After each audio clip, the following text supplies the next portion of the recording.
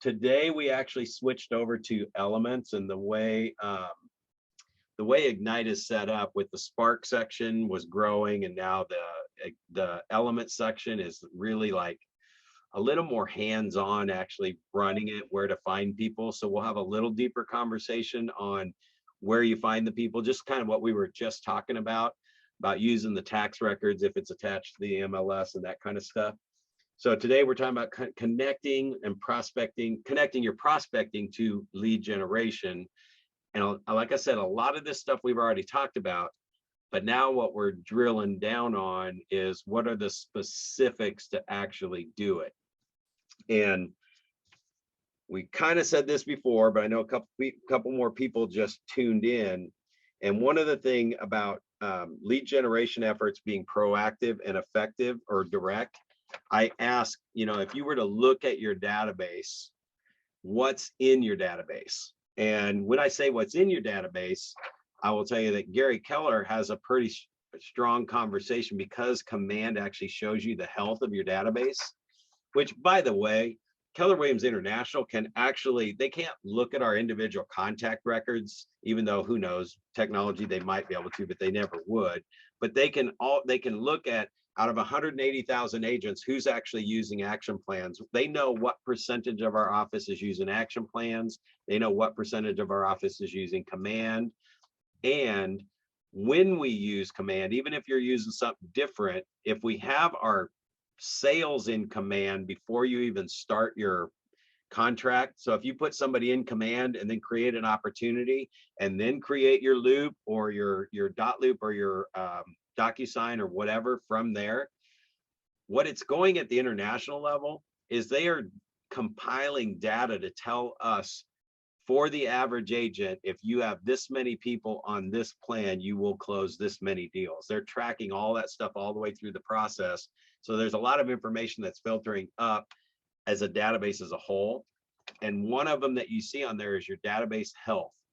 And your database health will record whether you're getting address, phone number, and I don't know how much weight they put on the email, but we have to actually have the email in there anyway. One thing Gary Keller challenged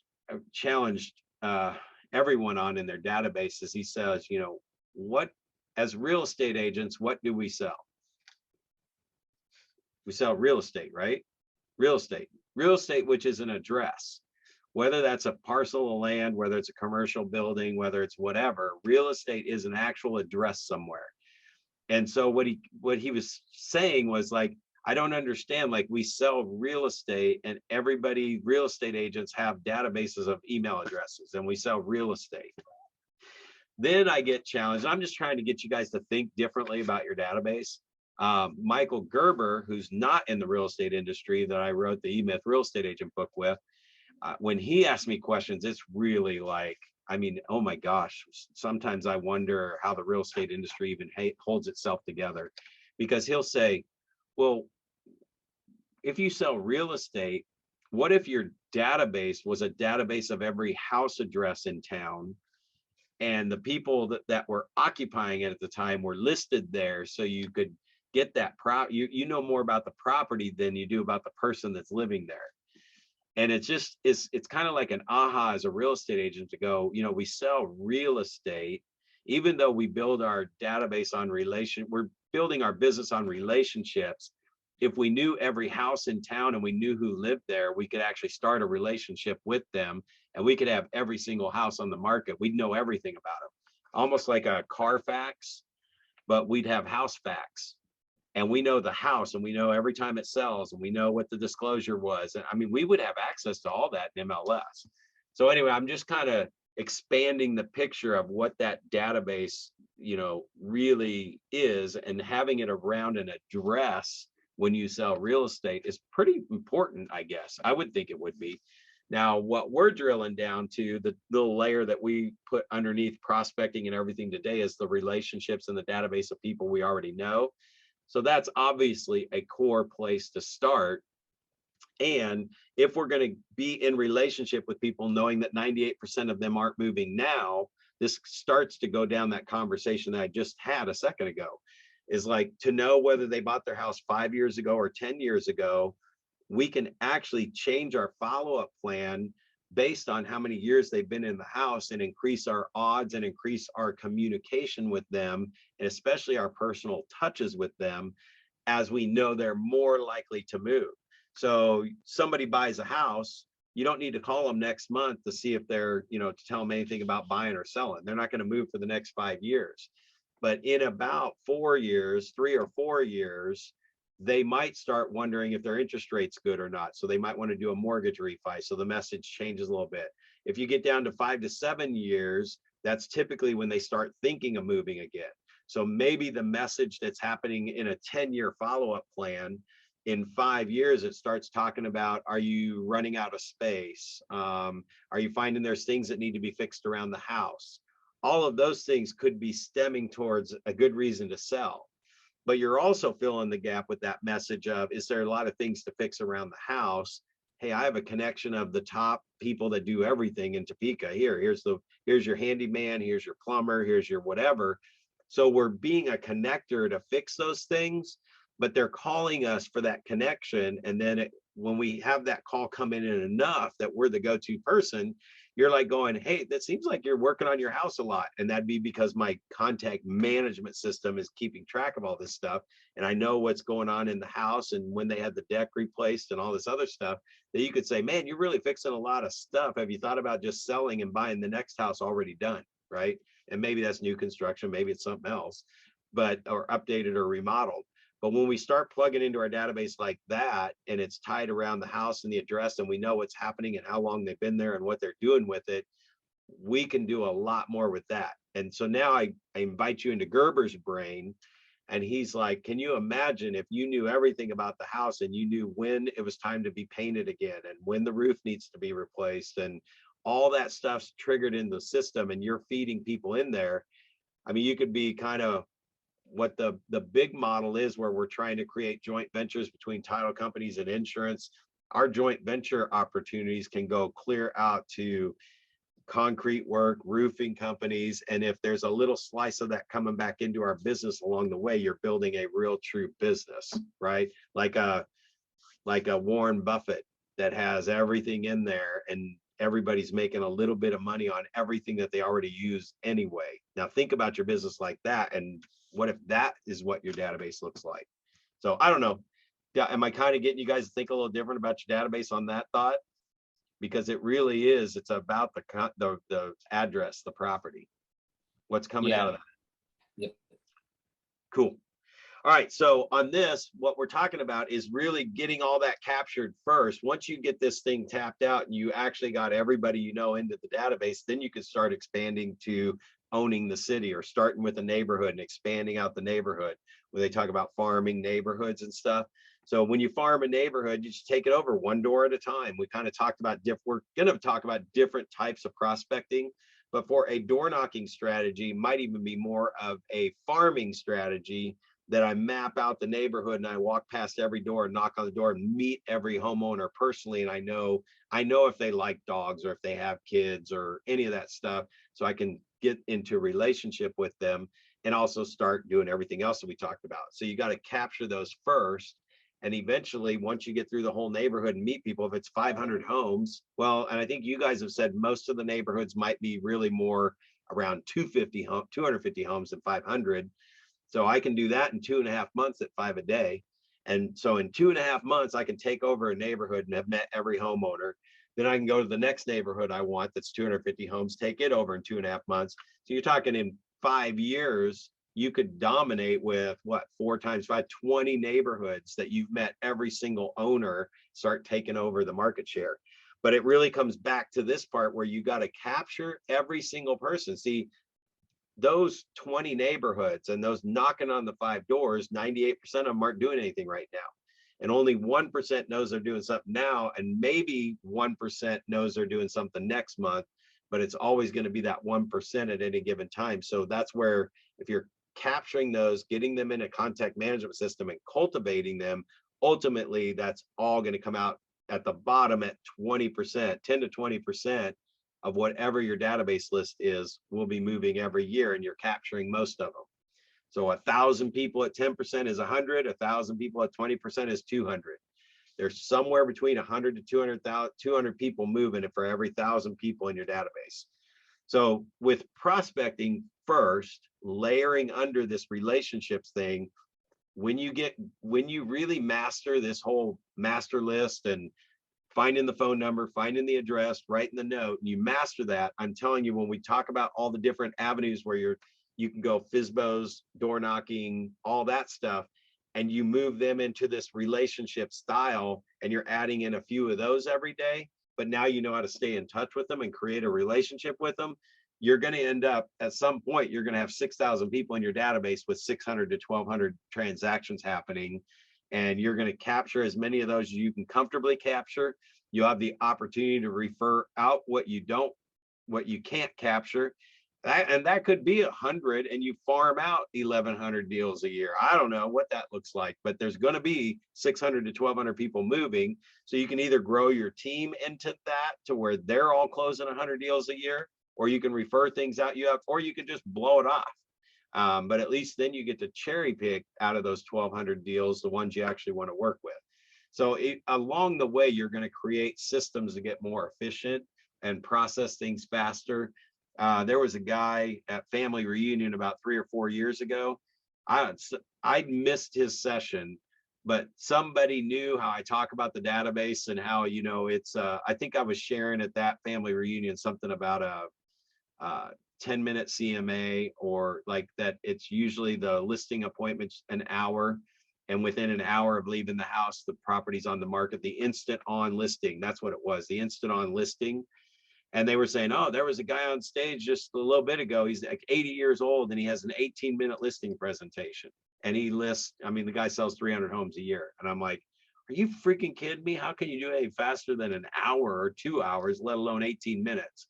So it's just the bar can always be raised, and it depends on how efficient things are. One of the things, and how can you do an instant on listing in an hour, is you have somebody that's going with you everywhere you go, and they're doing measurements, and maybe even your professional photographers with you for 3 or 4 hours of the day when you book all your listing appointments, and they're doing all the professional photography, drone videos. You got everybody doing their thing while you're there, but you literally leave there. You're just doing the paperwork. They sign, you're listed, you put the sign up, and everything's done. You go to your next appointment and they follow you over there. Well, to get to that point, you have to book your appointments all together. And until you're getting 3 or 4 listing appointments every day, 5 days a week, somebody's not going to be readily available. So your photographer might have to come out 4 days later, a week later. But if you built a business that you packed them in there and you really did your lead generation every day, you could have 4 or 5 listing appointments every day, 5 days a week. And then that's when you're going to need a buyer specialist and all that other stuff. So as we talk about this lead, prospecting for leads, think about getting your calendar to the most important thing that we do every day is sitting in front of a seller, convincing them to sign on the dotted line to put their property on the market. And if we don't have enough listings right now, it just means we're not going on enough listing appointments. And there are still listings hitting the market. We're just not in front of those people before the other agent was. So it's about kind of really stealing this business back and getting them in your database, dripping on them so that you're there when they do get ready to do something. Now, I know that was kind of a heavy conversation there, so I'm going to pause out and see if anybody has any questions about, 3 to 5 listing appointments 5 days a week. I would almost think until you're going on 5 listing appointments a week, do you need anybody to help you with your business? That's like the most important thing you could be on. So do we have assistants and teams and we're not even going on 5 listing appointments a week? Because just tracking and coaching people, I've figured out that there's probably about 10 hours of real time invested in from the time you list a property until it closes. There's about 10 hours of work.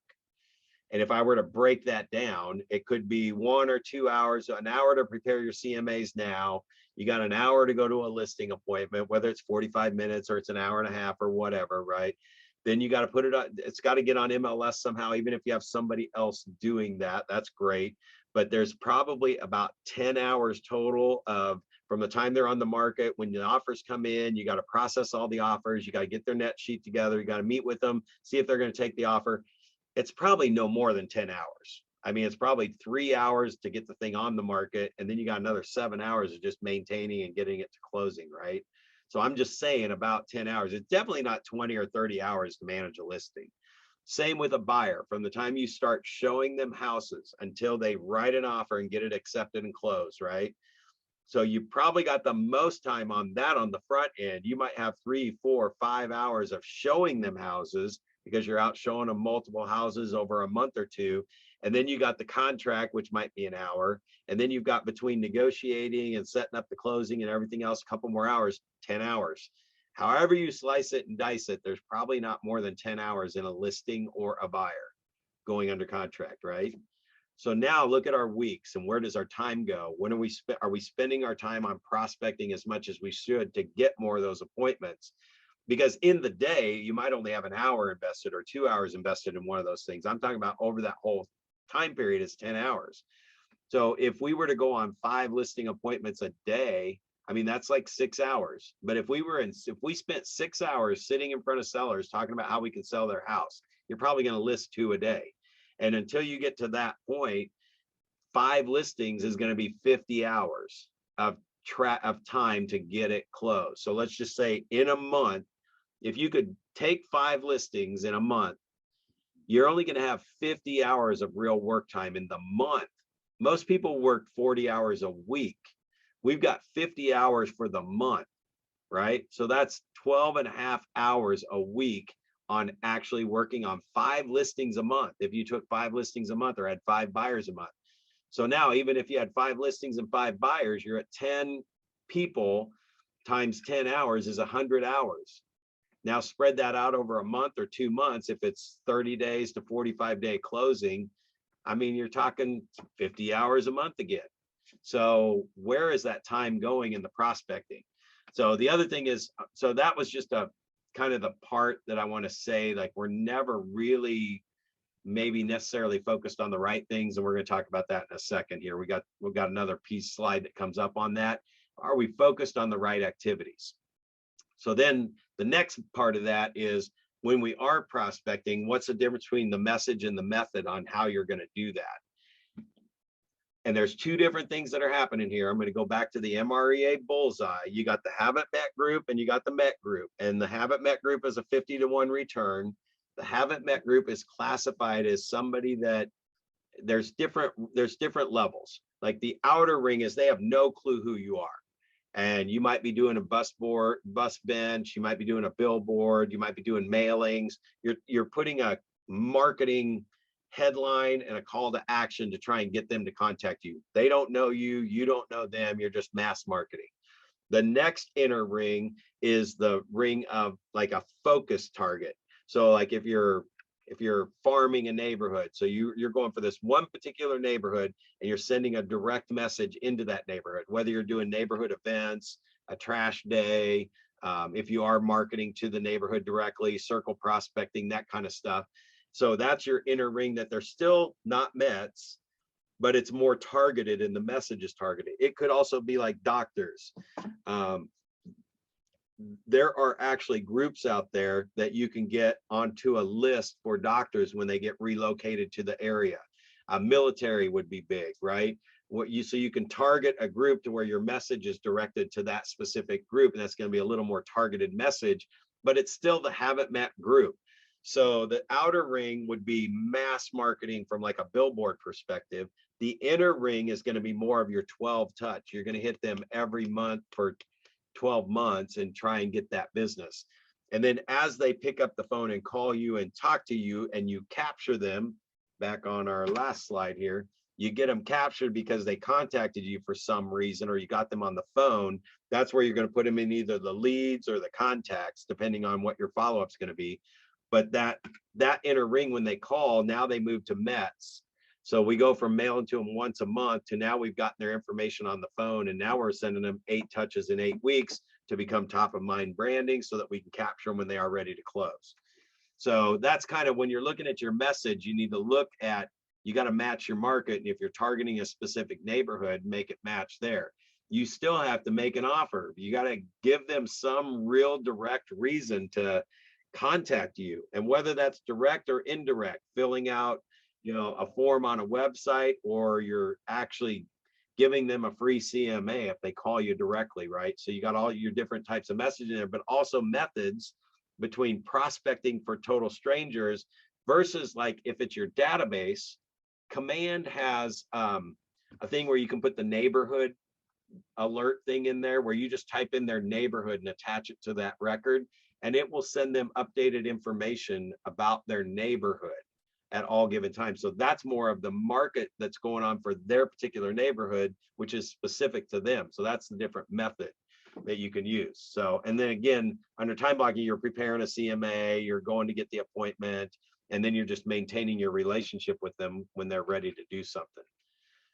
So from this perspective, when you're looking at these different messages and when you're talking to people, I'll kind of give you what I've learned about messages. And you guys you don't have a line in front of your screen, right? You can see the slide perfect, right? There's not anything blocking the screen. The three purposes of a phone call in traditional prospecting, and then I'll pause after these two slides and kind of open it up for questions and see what you guys are thinking about. But in most real estate things that we talk about when we are prospecting and looking for business, it's using scripts like, calling, hey, I'm just wondering if you're thinking about buying or selling any real estate. Right? Anybody use this script, right? Think about buying or selling real estate, whatever their answer is, and you say, who's the next person you know that's buying or selling real estate? I mean, if you're using those scripts, that's prospecting scripts, right? And that's what we're kind of taught, is to go find the next deal. Now, what they say is, you see if they need your services. If they don't, then you check to see if they know somebody else that might need your services. So you're looking for a referral. And then if that doesn't work and they don't know anybody and they're not doing anything, then you're supposed to strengthen your relationship with them, right? Only it's really weird at the end of that call. And if you've used it at all, I'm just going to tell you the statistics that I've tracked over many years, not using scientific tracking. I'm talking about my brain. Every time we're coaching, I mean, I coached at MAPS some of the top teams. And so we went through these conversations, and everything that we talk about on these different methods, I have them track the results. So if they're using this script, hey, are you thinking about buying or selling real estate, right? So I have them track how many times they asked that and how many generated a response that they knew somebody or they were thinking about it, and how many appointments they got. I would track that all the way through. So when tracking this, hey, who's this? Brad Korn at Keller Williams, just calling to see, today if I could have a couple minutes of your time.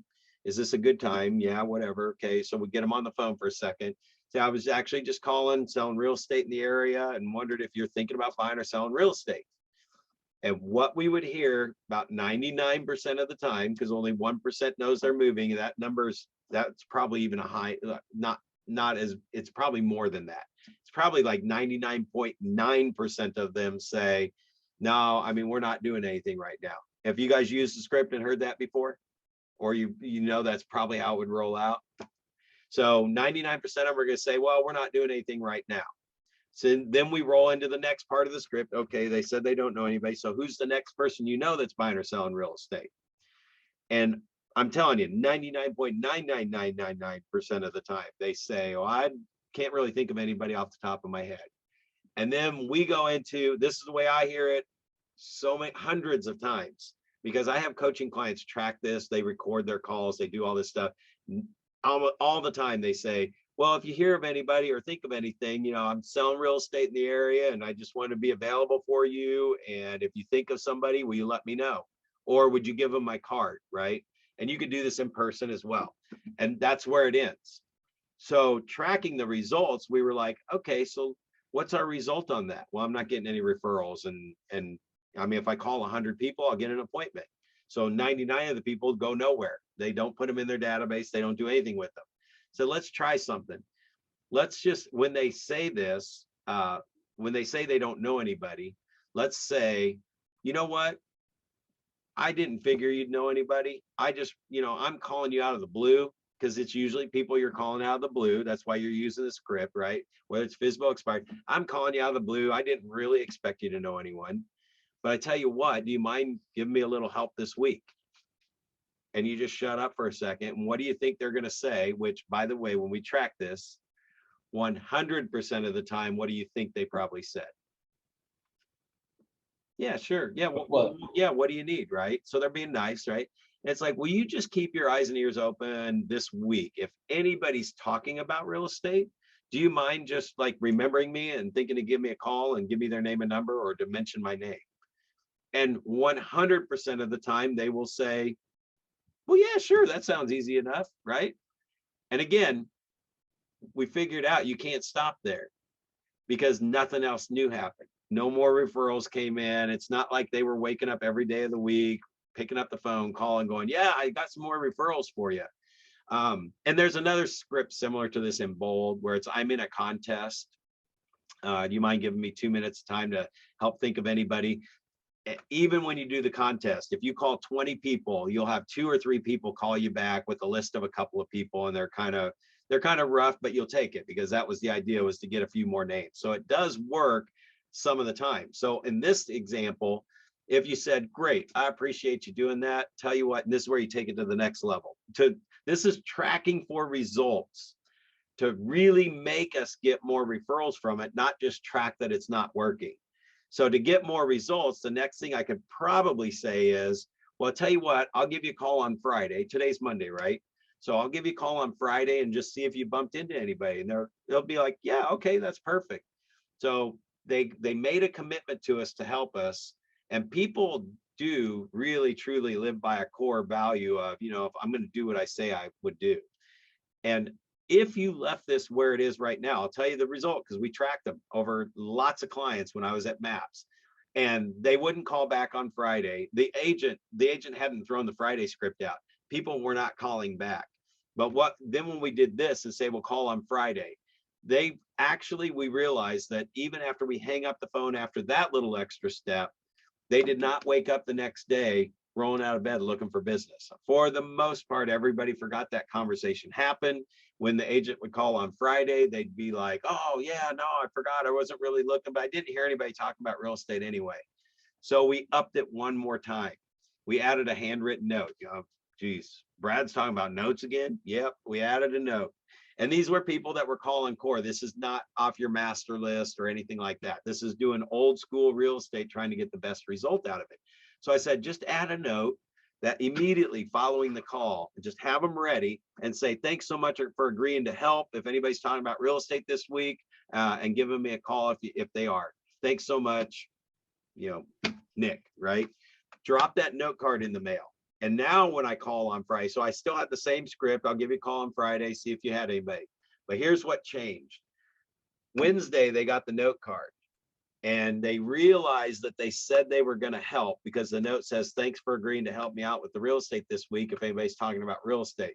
So now what happens, the human brain and the commitment that they made to do what they say they were going to do, they start looking on Thursday. They're paying attention to real estate for the next 24 hours or so because they know now, and it says in there, I'll give you a call in a couple days, see if you heard anybody. So they know you're going to call. They really do start looking.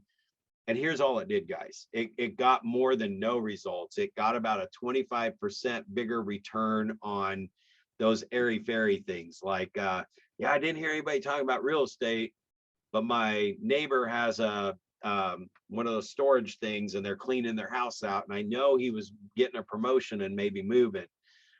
So it looks like he might have gotten that promotion is what it looks like. So you got a lot more of that kind of stuff. It wasn't really direct, hey, call my sister, she's ready to move. That's what's going to happen when you build the relationship and you stay in touch with them long term. They're just going to automatically pick up the phone when that happens. But this was cold calling, prospecting. All right, so this, what I'm going to say is if you want to get the most out of your phone calls, always call to strengthen your relationship first. That means start a conversation and just casual conversation, assuming that 98% of them are not buying or selling real estate right now, because it's actually higher than that based on this call right here, right? We already know that. So why don't you just call to strengthen your relationship every single time? And if they are buying or they know somebody that is, it's going to come up in the conversation if you're connected with them. And that's what turns your whole database around. And that's why it's a 12-2 return, which is 6 to 8 times more than the habit Mets trying to talk them into meeting with you for a 50-1 return. So I'm going to pause there for a second, just see if you guys have any questions about any of that or clarity or ahas or You like anything about it? Would you do anything different? Are you doing anything different than that?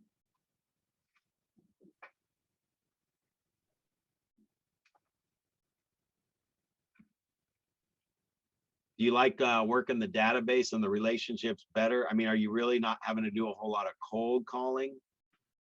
Because cold calling is still a reality. I mean, this whole prospecting thing that we're talking about today is a reality. It is the way to get the next piece of business. What I'm trying to share with you is that if you get your relationships going as a layer underneath that, and you just 5 a day, you write your notes, you put them on a drip plan and call them when you call them on a regular basis, then you can go out the rest of the day and do this stuff and find the next deal. Because only 1%, if you've only got 10 people you connected with all week long, that's only one deal in the next 12 months. That's not going to be enough to live and survive on real estate. So in the beginning, you're going to have to do some more lead generation stuff that we're about ready to go through a list of some things here in a second, that you got to still do this part. So we're just talking about layering that in there. Let me just stop again. And is there anything you guys are, what's this part do for you? Anything? Is there any lead generation, hardcore stuff that you're doing? I know, I'm not sure who's on with the Haverger team, but you guys do some hardcore call times in your office. Yeah, we do. From what you're talking about with strengthening that relationship, we do a lot of work with our past clients that have bought with me over the last 3 years. I recently got my 5th referral from a person that I sold to a year and a half ago. So, going back to all your old sales and clients and just nurturing that relationship can lead to some quick and easy leads for sure. Yeah, so when you're calling and your database, also we will send you a reminder with also phone numbers of like the real estate Evergy. I mean, you're kind of directing it a little bit. I know the real estate, but for the most part, you're kind of letting it self-generate itself a little bit, just right? reminding you to schedule. Right, because if you have that good relationship and they trust you as a person as well as an agent, then they're going to naturally send people your direction. So you want to nurture, but at the same time, you have to have scripts for that as well. And you guys are leaving tomorrow, or obviously, I'm pretty big into scripts. This is Eric on the team, by the way. Yeah. Okay, so I'm really big into using scripts and even having a SOI call scripted tonight. He is and knowing what questions I want to ask and knowing what information I want to get from them, whether they're a year out from buying or whether they're 3 years out from when they first bought. Thank you. It's a different conversation. Yeah. So guys, this is what's so cool about scripts, and I will never downplay the power of scripts, because what happens is when you're in a conversation, wherever that conversation goes, that's when you get to pull out out of your quiver, one of the scripts that will, so like if somebody says, if he's just having a conversation and they bring up, oh man, the stock market took a hit today. It's like, and then the scripts help you kind of gear that to, like, have you thought about investing in real estate? That's where I want to get to, right? So my conversation, I start swinging it through there to, oh, so you do stocks and stuff? Yeah, I've been investing in stocks. And so we get that kind of conversation going. And then somewhere along the way, I'm looking for that opportunity to go, have you ever thought about, investing in real estate over stocks, right? So that it gets the conversation started, and then I can use the script.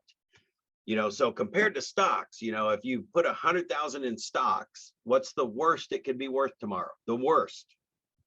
What's the worth of stock? Worst a stock could be worth tomorrow? Zero, right? Company goes out of business and you get zero. If I buy $100,000 cash property, and before I can do anything to it, the thing catches on fire and burns down, paid cash, didn't have insurance on it yet, right? What's the worst my property is worth right now? Land value. It's not zero. No, just share because it's already in here. So the land is probably worth $40,000, so I can't even lose my whole $100,000. And I said, now the next step is, what if you took that $100,000 and you put 20% down on $500,000 homes, right? So you do that. Now all of a sudden I own $500,000 worth of real estate for the same 100,000. Right? If one of those houses burned down, I still have $440,000 worth of real estate on my 100 grand. which is right. So you can start processing through this, and it's like, man, real estate's just the no-brainer investor for that. So again, the strengthening the relationship has these when you're in relationship, you can start talking about things that you wouldn't normally talk about that can lead to those scripts and use those scripts specifically. Good stuff. So that's where I come back to the message and the method, and depending on who you're working with. Now, if you're getting back to the things that we're talking about here today about lead generating and prospecting and marketing, always remember too that we've talked about this in the Spark sessions, that marketing is definitely more money intensive. We say it's lead generation, but a lot of stuff, if we're mailing things out to a neighborhood or doing things for a neighborhood, many times it's really passive. We're waiting for the right message to hit the person that's actually thinking about doing something and hoping that they pick up the phone and call us. You have to do it long term if you want to get any results from it, meaning you're going to do it for 5 or 10 years to really be a name in that neighborhood. Versus on the prospecting side, it's more time intensive. Going through your database, creating the master list, picking up the phone and calling them takes more time, but it's being more proactive, because when you get into the strengthen your relationship first, you're going to hear all the buying signals as an agent that wants to get the next deal. You're going to hear in a conversation where it's like, oh my gosh, COVID, we have realized how much is really wrong with our house, and we've already spent like $10,000 fixing up a bunch of major stuff and blah, blah, blah. So as a real estate agent, I'm going, fixing up stuff around the house. There's not even enough houses on the market right now. I need to switch this conversation over to, how about selling your house without having to do all the repairs, buy your next dream home that you really would like without as many repairs. Forget about whether they're going to pay too much for the house. Forget about all that. All right. They are putting money into their house, when in actuality right now they could probably get top dollar for their house without doing all the repairs that they would have to do if there were 10 other houses on the market. If there were 10 other houses on the market, they would have to fix up all this stuff to be able to compete with the other 10 houses. Right now there's Zippo. They could almost sell a house as is with a lot of stuff to do, and somebody's going to fight over that house. They're not going to get every buyer. They're not going to get the first time home buyer that doesn't know how to fix things, but because there's nothing on the market, all 10 buyers out there, the investor, the experienced seller, the the real guy buying one property a year. I mean, you got all these people that are fighting over the same property. Same thing when anybody says anything about, yeah, we've been calling those buy your home fast things. And it's like, in a market like this where there's no houses on the market, sellers that call them are actually leaving 10, 20, 30, 40% of their equity on the table, because you have a market right now where you could get a regular average Joe who's going to be okay with doing some work because they've been waiting for a house to hit the market for 30 days. So you can get the retail person to fight and beat out the investor guy. And anybody who's got an offer from an investor guy, I'm like saying, all right, so let's put it on the market and see how many offers you get in the first 24 hours. If you don't get anything better than what they have, you can take their offer. I'll actually exclude them from a listing appointment, or I would if that was the situation, but get them on the market and experience how many showings they have. So anyway, that prospecting allows you to have those conversations to strengthen your relationship, and it feeds to real estate, which, like Eric said, that's when your scripts are going to start coming out, and you get to actually use a script because somebody set you up to be able to use it, versus using a script and trying to convince them that this script's going to work and get them to decide to sell their house. Best line ever was from Gary Keller. He said, you're not going to ever convince anybody to just put their house on the market tomorrow. It's never going to happen. You have to use the scripts to get them to decide this is the best thing for them to do right now, and you're the best person to do it for them. So hopefully that kind of explains a little bit about scripts there. So anyway, here's the different, actually, let me just pause out, make sure there's nothing anybody wants to add, comments. All right, so yeah, on your list here, all the different face-to-face listings, FSBOs, expireds, and some of these things we don't even have in all of them, but community outreach, charity. once I was coaching a gal at MAPS, and we were working on a for sale by owner strategy. And when I said like the script where we actually added the note and then called on Friday to get more scripts, that actually converted way more business out of it than not doing that, right? Because the other script wasn't really generating a lot. But this person, we were working on a for sale by owner strategy, and it's kind of like looking at the for sale by owner strategy and going, okay, how do we really make it work so that more FSBOs list with it? What are we missing? What are we saying? How are we keeping in touch? What are the 7 or 8 things that we're going to do to stay in touch with them once we start the conversation? Because in the statistics, it's like something like 70% of your competition will not follow up with the seller for sale by owner after the first week. So everybody calls the for sale by owner the first week from a FSBO class, right?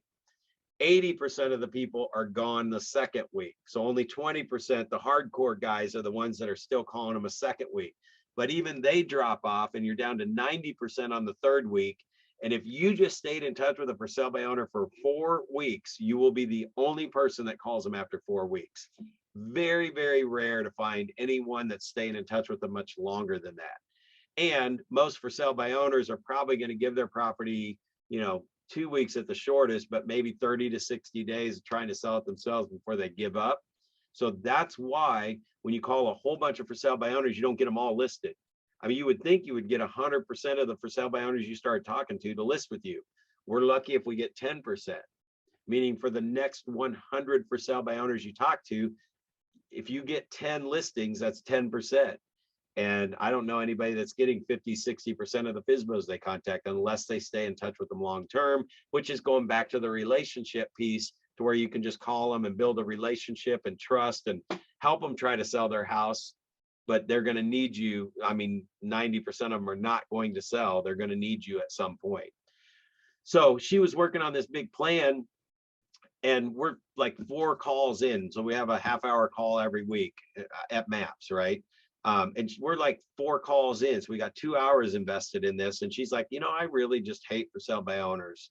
And I'm like, then why are we working on a plan for sale by owners? We have all kinds of methods here to sell. And I said, what do you want to do? What do you like to do? And she's like, well, I love being involved in my community, being in the charities, giving back to the charities. In fact, I would really love if I could just sell everybody who's involved in the charity, if I could sell their houses and I could donate that money back to our charity that they're a part of, that would be awesome.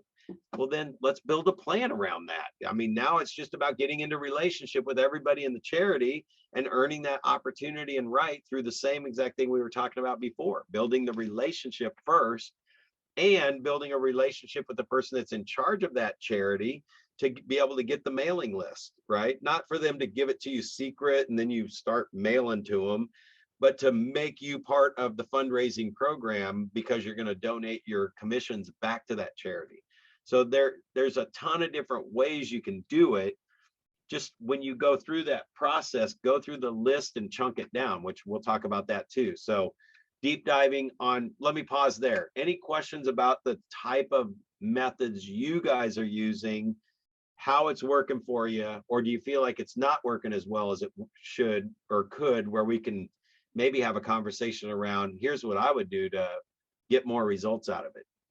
Anything particular stand out that you guys are focusing on besides the database? Anybody using banks? Go ahead. I just find that whenever I'm consistent with this is just with anything, I mean, every agent should know it. I just know that I find that when I'm more consistent with my follow-up, the conversion rate's always better, instead of just, if they don't answer the first time, forgetting about them. Yeah. Yeah, and the contact management system will do that best. Here's another one, builders, for example. So when you're looking at builders as an option, man, if you can connect with a builder and get a neighborhood, right? So what would you do to get a builder? I mean, how are you going to get in front of them? Why not something like Parade of Homes, list all the builders in the homes, right? Parade of Homes, they have awards and builders win awards. What if you built a drip plan around the award, congratulating them on the award, and you have a drip going out of, because here's what happens in most Parade of Homes, tons of people, they make all their sales during parade of homes. What if the message 3 weeks after, 4 weeks after parade of homes is something along the lines of, to create curiosity, are you getting as many people through your homes as you did a month ago during the parade of homes? I mean, you just kind of, when you think about that message, you're like, nobody gets the traffic, a month after parade of homes that they had during parade of homes. And then you just throw the question out there, what if you could have traffic consistently all year long, not just during parade of homes? That strikes a little curiosity. And then you got your call set up, you got your message, like we were talking about earlier, the method and the message. You got it. That message is talking about, as it slows down and they're feeling like they're catching up. What if you were to become a household name? Contact me for the 10 things that we do to keep traffic consistently going through your property after parade of homes, so that you become a household name and get more build jobs. Well, so when they finally call and go, all right, so what's your 10 secrets to getting the same amount of traffic as parade of homes? It's like, well, when do you want to get together? I'll show you, right? That I just shared on another site, one of those plans, what that would kind of look like. And because somebody asked, how do you get in with these builders? It's over time. And it might be 6 months down the road, but I've tracked where out of 100 builders going on this plan, 5 of them called directly and wanted to meet and just say, what are these 10 secret things that you're doing? And all the 10 is, which is what we're going to talk about at tomorrow's team meeting for mindset, is the 10 value propositions that makes you better than everybody else. Why should they hire you? And what are the 10 things that you do? I mean, really, if you come up with the 3 things that you do that your competitors can't say, when we talked about value proposition, but you go into a builder and you show them the 10 things you do. We put you on 360 websites versus 100 or so that the MLS would do. We actually get more traffic from the MLS than most agents because we fill everything in, right? What are the things that you do to market your properties and get more exposure? We do extra descriptions on some of the websites like realtor.com. We add extra photos. We put virtual tours on every single property because the computer, everything you fill in, the computer likes it more and sends more traffic and puts you up higher on the searches. And when you're doing that kind of stuff, guys, I don't know if I was looking through, and I'm not sure if all of us in this office have realtor.com accounts.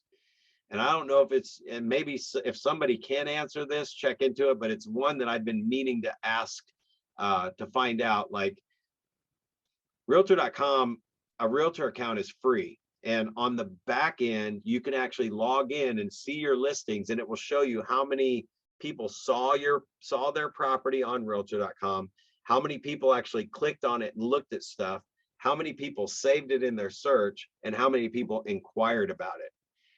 And what I can tell you is when you start tracking somebody that's doing marketing for their properties, and even just at KW, going through KWLS and going out to more websites, like I don't even know what KWLS, if it does anything different anymore, but I will tell you that if you still put it in KWLS, it's got Google juice going out and it's putting it on more websites than if we don't put it in KWLS, right? And now we got Command and we got all this. So our exposure is like going crazy. So that becomes one of the points that we can show them realtor.com reports that are showing 20, 30, 50,000 views on realtor.com, where an average agent's probably getting 1,000, 2,000, 3,000 views. So it's about, our value proposition is our internet web is way bigger than just letting MLS do it and not filling everything in and being lower on the search engines. Oh, let me check our chat here and make sure there wasn't a question there. I did not have that open. You see, there might be something in there. Oh yeah, there you go, the Realtor Pro login. So if you don't have a realtor.com account, I'm just going to tell you, if you get it in there and you get your properties on realtor.com and they get traffic, you could actually print that report and show your seller what kind of traffic you get when they see their house online. And it's 20,000 or higher for a house that might only be on the market for a week or two. You can, and you have the massive exposure and you do all that stuff. You can show somebody, here's my last 10 listings. You're going to average somewhere between 10,000 to 30,000 views when you choose us. So that's tangible stuff that they can see. So again, that's again going back to the message. You can show that with even like for sale by owners, if that's your marketing piece, and your message is definitely around how much more exposure you're going to get them. In fact, you could tell them, why don't you go look on realtor.com in your back account and see how many people have seen your property. This is what's average for our last 5 properties or whatever. So a deeper dive on this, when you're just looking at the different things that you can do, see what time we got 4 minutes. So I'm just kind of blow through these because I don't know who's door knocking, who's doing agent to agent, who's doing open houses, social media, that kind of stuff. But this is just to kind of get you to look a little deeper at each one. With door knocking, obviously, with COVID, you got to look at what your approach is like. So again, if the approach is to take over a neighborhood by door knocking, and I draw a map of the neighborhood to walk past every door, and I make it a goal to go knock on 5 doors a day, meet 5 people, not knock on 5 doors, knock on doors until 5 people answer, and then I'm done for the day. But I do that every single day. You're going to take over that neighborhood in a month or two for 100 to 200 homes, right? It's be 100 homes a month that you can take off like you'll personally meet them.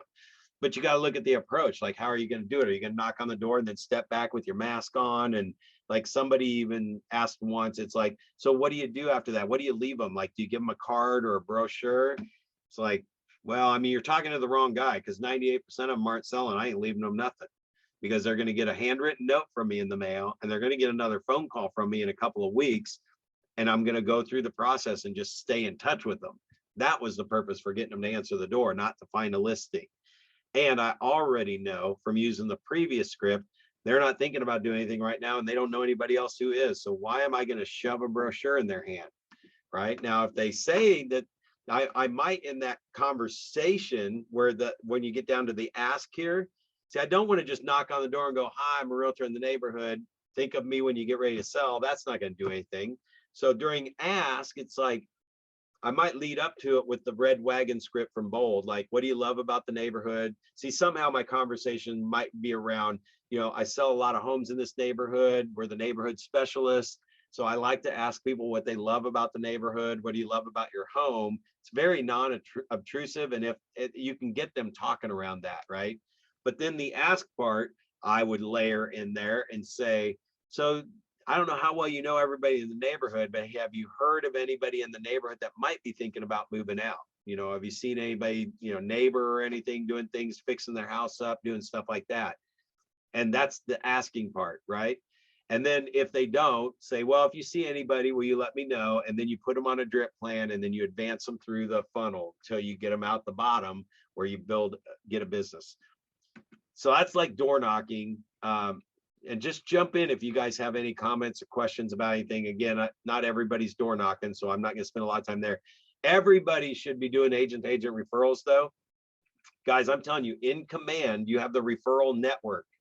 And in the referral network, now, this is not a Command class. Please, let me just tell you, like, even if I took an hour and showed you how to do this, first of all, I can't, because I have to go in and play with it to figure out how to do it every time I think of this. And actually, every time I teach this class, I'm like going back into Command going, oh, I need to figure out how to do that again.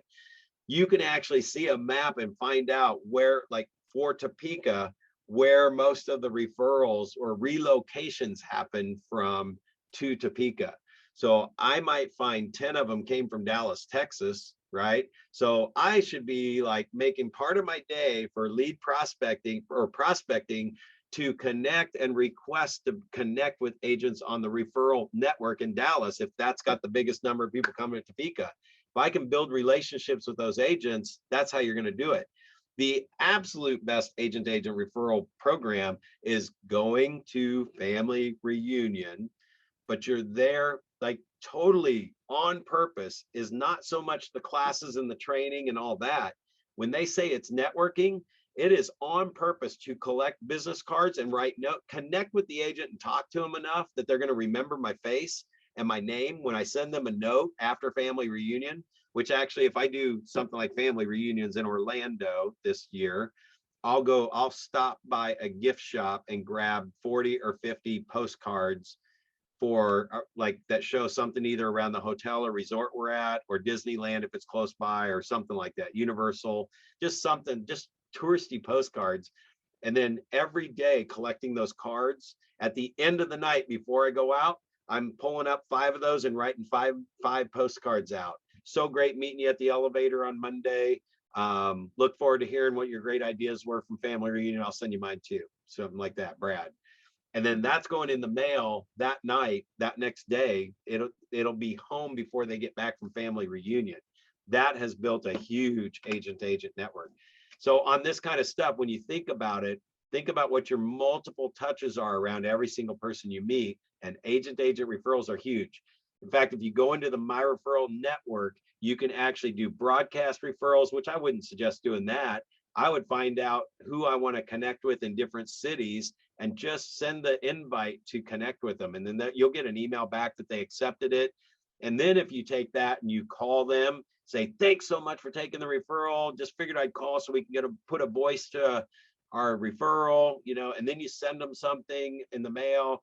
Then you could just literally, whatever class you're at, you could take one of your pages out of your notes and just photocopy your notes off of this part of Ignite and just put a little note with it and go, hey, I was in an Ignite class, took some great notes on this page and thought I'd share it with you. Boom, you mail that to the agent. So they're getting something in the mail from you, right? So again, it's all about the multiple follow-ups. You can look here. I don't remember when this screenshot was taken, but I've got 36,000 pending invites. So those agents have not been in command yet. They haven't figured out how to use command yet to see that they've got an invite waiting to be the Kansas City guy, right? And if you go down to right below that, the referral network is 45,684 agents have connected. Now, again, bulk doesn't get me excited, because if you look over at the red arrow, 11 referrals have been received out of 45,000 people, because I haven't connected with 45,000 people. They just click the button that said accept. Now, if they have somebody coming to Kansas City and they go through the referral app first, I will be the guy that shows up. Real world, that's not happening every day. We're not using this every day like that yet. So that's not coming in with 40,000 referrals or 20,000 or 10,000 or 5,000 or 1,000. I mean, 1,000, it's not, it's 11, right? And then open houses, same thing, just preparing. The prospecting is, there's a lot of ways to do the ultimate open house. And that might be a class that I'll do someday. But it's like, if I'm going to do an open house, start a week in advance, buy 10 signs and put them everywhere. And I know people will say, it doesn't let signs. Okay, buy cheap signs that when the city takes them and throws them away, I don't go look for them, right? So do something to get the sign exposure. If I have to do a mailing to the surrounding neighborhood, that's like 2 weeks, or that's a week before, right? Not on Sunday, but on Monday it goes up. All that traffic driving by the house and getting ready for the open house. And I know, again, I'm not spending a ton of time on this because the houses move faster than we can do open houses, but you want to think of a plan to get the most exposure possible. There's a sign out front that says open Saturday 1 to 3 and Sunday 1 to 3, whatever it might be. But then the prospecting part is going door to door, inviting the neighbors to come to the open house. Don't just do it. Putting the signs up, going up, knocking on the door on the corner of the house and asking the owner if you can have permission to put the sign in the yard. Now, I know personally, when I put these plans together, I go out and do them because I need to know how it's working, especially when I'm a coach at MAPS. And I only had one guy in the entire time I did this actually say, no, I don't want any signs in my yard. You guys come around, you just stick them up. I said, sir, that's why I was knocking on your door to ask. So I just wanted to make sure. And you know what I did? I walked right across the street, knocked on that door, and that person was like, yeah, you can stick a sign down there. I'm putting it out by the curb anyway. I'm not sticking it into your yard. And I'll come by and pick it up after the open house. And they're like, yeah, you can do that. Boom, sign just went up across the street. But I got a connection with 2 people, and I sent them both a handwritten note. They went in my database because they're not moving right now, but they're going to, and they will hear from me forever after that. That's the pursue part, or the cultivate part. So again, when you put your contacts in there, adding the tags, the cultivation plan is smart plans. I mean, that's the key. You put a smart plan on every single person you put in your database, you're going to stay in touch with them better. Open houses, you can host a speaker, offer gifts. Again, open houses, I will create a plan all around that. Like when we go to the open house, We're going to have a list of the houses that are in the next price range down. We're going to have a list of houses that are available, the price range at, and again, that's a pretty small list right now. And then a list of the houses that are next price range up. That way, if anyone would come in and say, this is a little more than what we were looking for. Well, I already got a list of the only other 3 houses on the market that if you want to wait till after the open house is over and we get you pre-approved, do this, do that, I can get their information and I can show them these only 3 houses that are available. I don't give them the list and say, drive by them. I need to capture their information, get their address so I can write them a note. All right, we're just about there. But this is what I was talking about earlier. 20% of the business, 80% is personal. Oh, that's when you're on social media. When you are on social media, 98% of the people aren't moving. So they're saying 20% business, 80% personal. What made me think of this earlier was when I was saying, you know, until your 20% is going on listing appointments. That's the core 20%. You could say it's also showing pre-qualified buyers' houses, but at some point, if I spent 20% or 40% of my day on listing appointments, say going on 5 listing appointments a day or 4 listing appointments a day, 5 days a week, I'm going to increase my income 80%. That'll be responsible for 80% of my income, which will be 4 times more than not going on an appointment every day. But this, what we were just talking about, when you're being prospecting minded and based, just make sure you keep your stuff in perspective as far as not making it all too much real estate. A big team cannot really post every single listing, every single sale on social media because nobody's going to follow it. You're going to get tired of seeing that all the time. You're going to turn it off. So taking action. What they do know is 80% got 90% of their business from 5 sources or less.